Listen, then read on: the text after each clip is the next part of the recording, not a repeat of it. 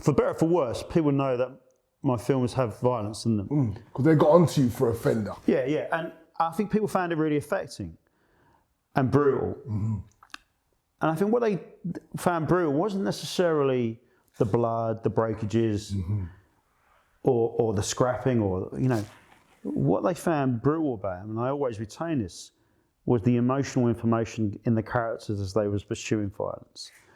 They were like, I didn't want, and I remember I've been around violent men in my childhood, and I've been around violent young kids when I was 15.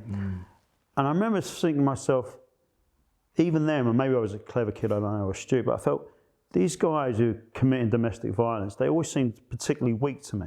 Do you know what I mean? Because they, you know, they seemed to be just, and then they break up. Yeah, it was always full of regret. And then when the street violence was around, I'd seen people like get really hurt. And the people who had done the violence felt really disgusted with themselves. Do you know what I mean? And they also felt disgusted with the pain that they'd inflicted. And then if you'd been beaten up, which I had been a few times, you go into this sort of depression with it, really. You kind of like, you've got a broken nose, you feel you've been violated, you lost your sense of self-esteem.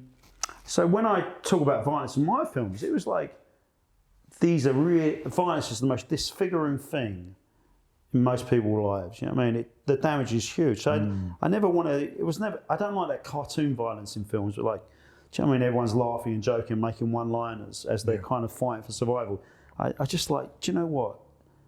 It's dirty, it's scrappy, it's ugly, it's humiliating.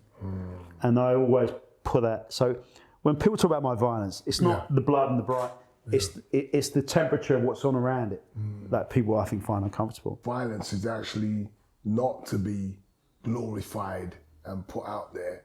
I'm trying to show you the distress, the pain, the individuals, how they feel about it. Is that what you're trying to do as well? Yeah, because I mean the ramifications of it going for, like, if it's domestic violence, for everyone who's seeing it. That's it.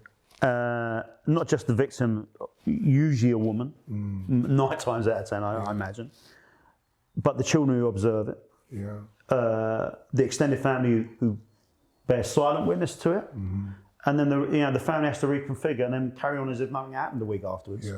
And then the man who's perpetuated the violence has to live with that shame, I think. Do you know what I mean? To a certain degree, and then either compartmentalise that.